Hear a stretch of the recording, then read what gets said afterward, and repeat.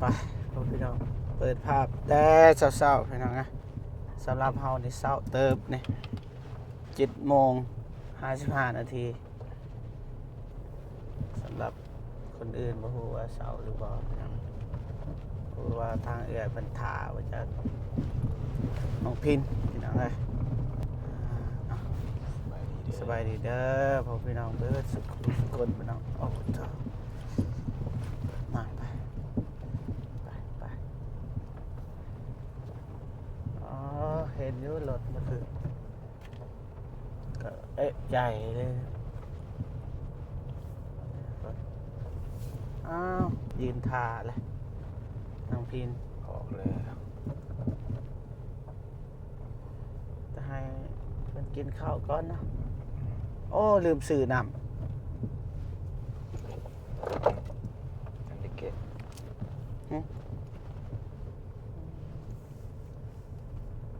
สื่อแล้วกินไม่ได้สื่อน้ำ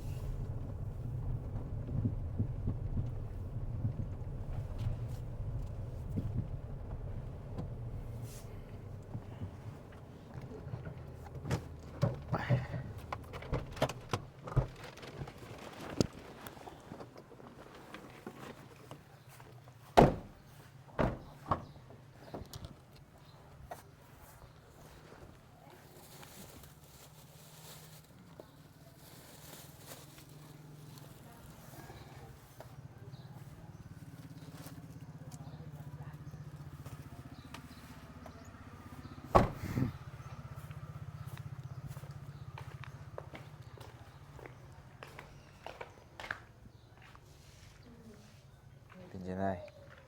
เป็นยังไง เศร้าเลย สบายดีเด้อ สบายดี โดนบ่ท่าโดนบ่โดนบ่เฮาตื่นสวยนะคือฮู้นั่นแหละเฮาก็พยายามแล้วซ้ำนี่ ใส่เกลือเลยแบบอะไรนะลูกอาหาร ได้เถื่อบ่มากินข้าวนี่ซื้อข้าวซ้ำอุ่นทองซื้อ เสียใจ กินข้าวมา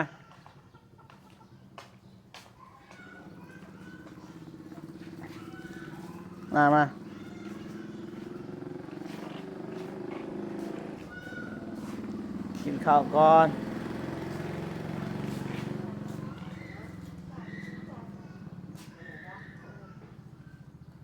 เสียใจมันแล้ว กินน้ำกันรถง่ายกินน้ำกันอุ่นทองมาผู้อยู่หิวข้าว7 โมงนะ8 โมงไปเดือนราวมากมา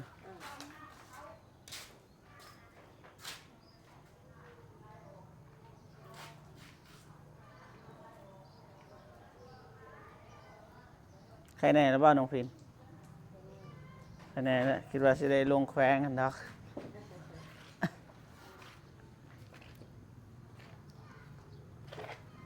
น้ำดื่ม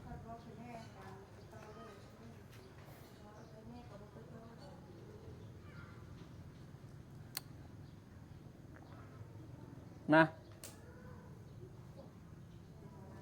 าแม่นางจันทนามา ขอบใจน้องมีกำลังใจที่สุดนะคะ กินเพราะว่า นี่แม่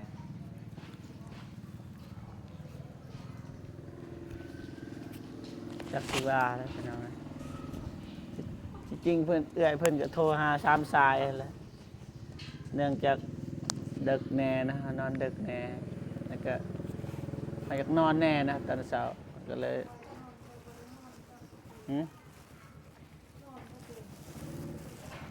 แมนนี่มาว่าเองอะไรเงี้ย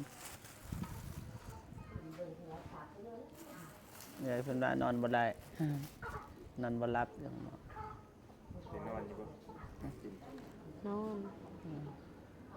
กินข้าว เป็นยังเอื้อยคือบ่นอน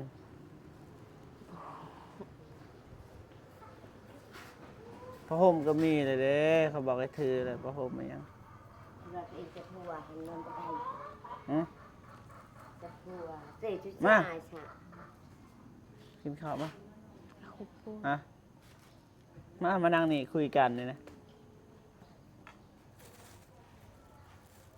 กินน้องฟินข้าวห่อนนะโอ้ก็ เกี่ยวกับการอันใช่ไหม บ่มีถ้วยบ่มีจานเด้อพี่น้องเด้อ กินจะกินน้ำกันไปลูก ได้มา ต้องกินสวย กินตัดในชีวิตของแม่ หือ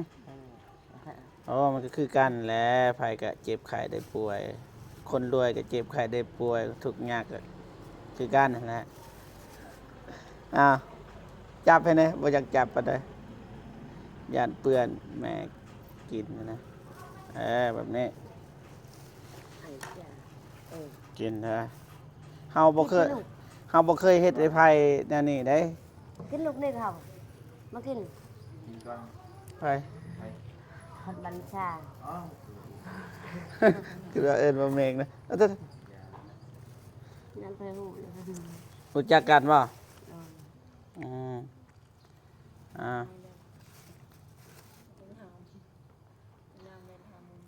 มันเป็นยามมันเจ็บแปมากกับเป็นยาม ขอโทษหลายๆเด้อแม่เด้อสิมาหาสาเด้อบ่หายบ่เครียดติหือหือได้ไรนายไผมันโดนโพดบ่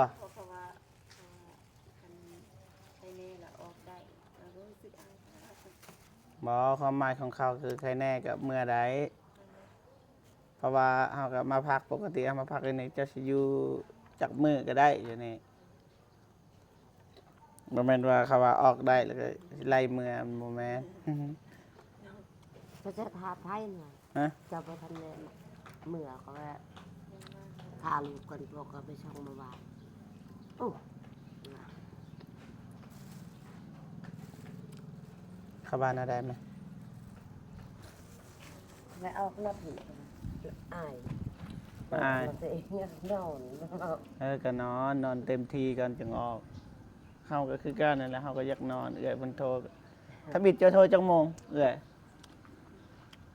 ถ้าบิดจะโทรจังโมง น้อยชายมันโถ 6 โมง 6 โมงพอดีนอนม่วนใช่ไหมเอื้อยเพิ่นก็โทรเฮาก็จริงๆแหละเฮาก็เว้าหน่อยหนึงเอื้อยเพิ่นบอกให้ลุกแต่ว่าเฮาก็ว่านอนก่อนเฮาก็วางสายตัดสายทิ้งพอดีสายที่2เฮาก็ตัดทิ่มแล้วเฮาอยากนอนแฮงอะนะ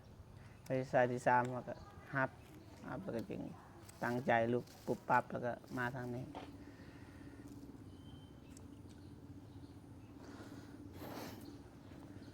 แต่ยังซั่นละกินเด้อเฮาสิไปหาหมู่ก่อนพี่น้องแต่บ่ฮู้ว่าห้องใดสิเราไปถามก่อนหยุดคลิปก่อนก็ได้เรียบร้อยแล้วไปวันนี้กลับ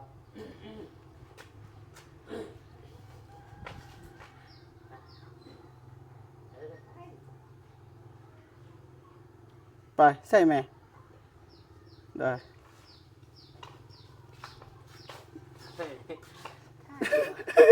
สบายดีเด้อบ่ฝนโอ้สมพอเห็นรถเมื่อกี้นี่มาหยัง ส่งคนเจ็บอยู่นะ อ่า เป่าคนเจ็บ ปกติเด้อพี่น้องไงบ่ฝนนี่เห็นอยู่ห้องหมอตลอดเทื่อใดเทื่อนั้นเพราะว่าคืออยู่ทงหวายหยังพี่น้องมีแต่บ่ฝนนั่นแหละไปส่งบ่แปลกใจถ้าเห็นบ่ฝนอยู่ห้องหมอ ถ้าบ่เห็นนี่แปลกนะ แปลกอีหลีไปขึ้นรถเลยไหมไปบ่ฝนเปิดประตูให้นะ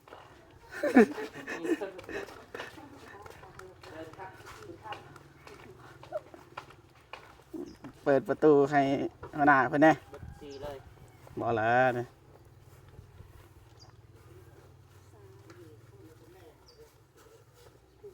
ไปเขาคนเมานี่อยู่ทางข้างเด้อ ผู้ใดเมาดี เมาเมื่อคืนขวากขวากขวาก ผู้นี้ต้องบ่สบาย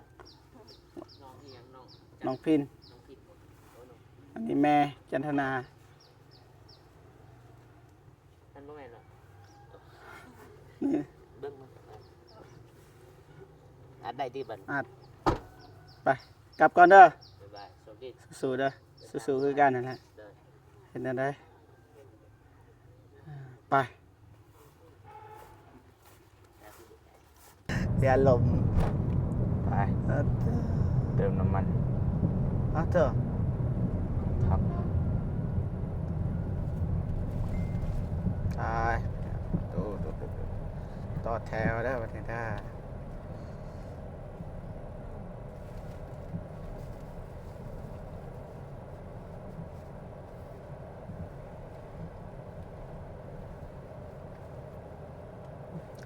รถนั้นคือว่าเติมเบื้องครัวพูดไปแล้ว อยู่เป็นครัวนะ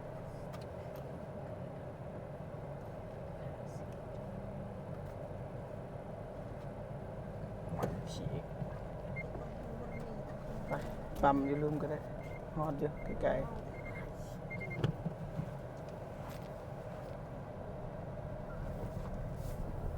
ๆไปนะปั๊มดุม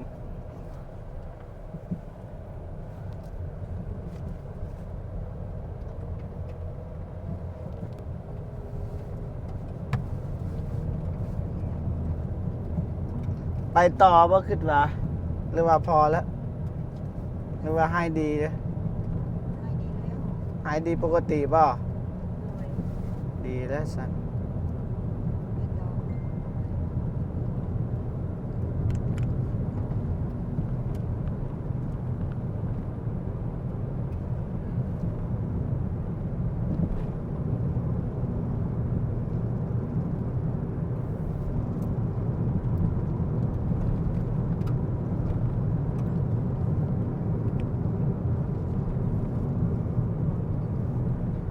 ไปนะไปต่อไปส่งน้องพิน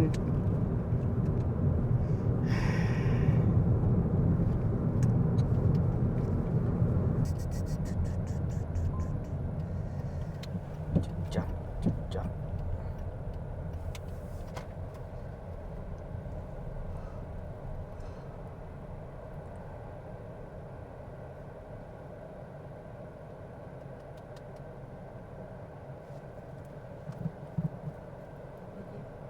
ได้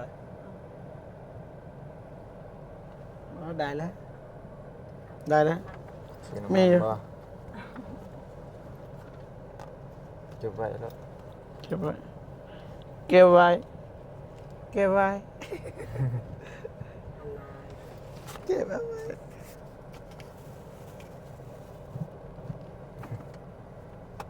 เก็บเอาไว้เก็บไว้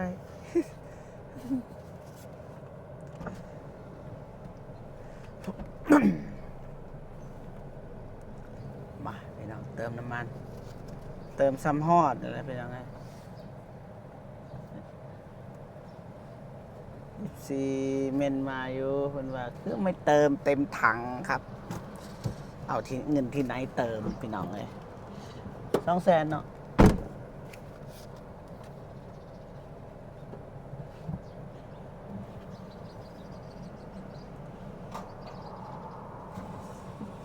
ลิตรหนึ่ง31,000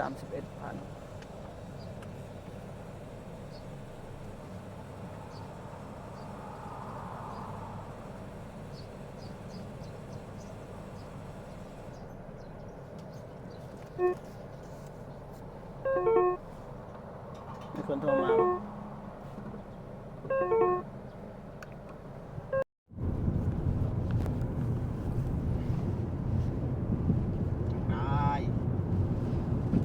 เคเน ฮะ เคเนแล้ว แน่ๆนะ โดย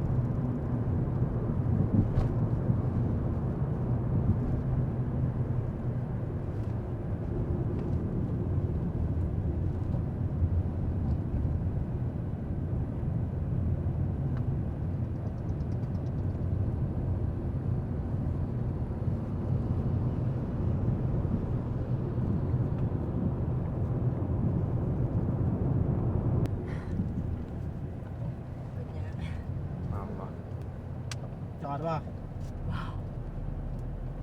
อกเลยจอด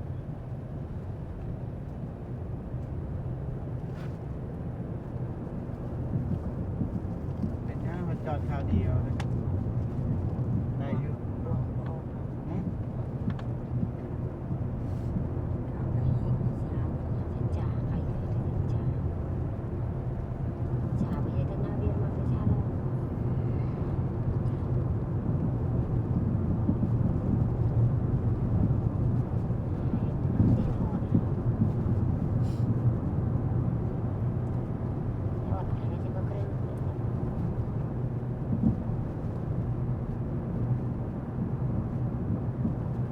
โอเคป่ะโอเคก็สิจอดให้ ไป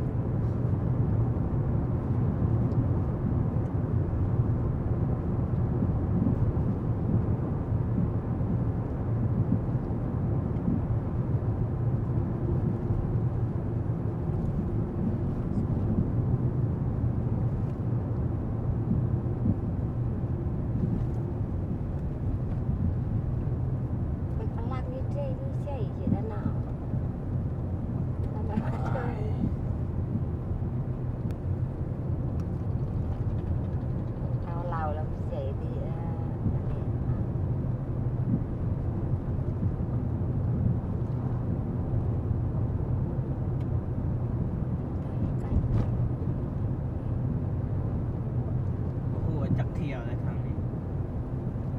โอ้โหจักเที่ยวเลยไปซ้ายนี่ เที่ยวไปเที่ยวมาเนี่ยวะ มันมาจือเลยมันหลายครั้งต่อหลายคนเที่ยวไปเที่ยวมาอยู่มื้อละ3-4 รอบก็มี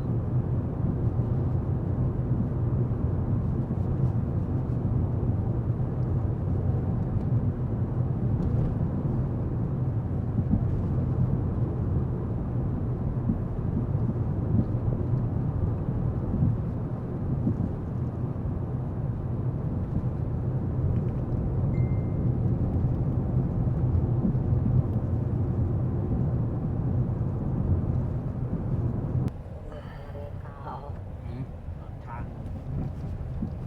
ทางเข้าแล้วตอนนี้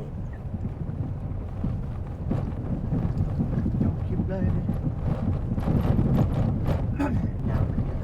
โอเคน้องการสิเข้าไปส่งทางน้องพินเนาะตอนนี้ก็ให้แน่เนาะหายดีเป็นว่าบ่เจ็บแล้วเนาะก็เป็นง่วงๆเนาะตื่นแต่ดึกก็นอนน้อยเดียวเอาเล่นก็ขอบใจเนาะขอบคุณหลายๆเด้อพ่อแม่พี่น้อง FC ที่เข้ามาติดตามรับชมเป็นกำลังใจให้เรามาโดยตลอดทางบ่เมงกับบ่เจ็บก็สิเอาไปส่งน้องก่อนแล้วก็สิไปเวียกต่อก็ขอตัวจบคลิปทั้งสองบ่เจ็บกันเด้อพอกันใหม่เรื่องคลิปหน้าสบายดีเด้อ ไปดีนะ สบายดี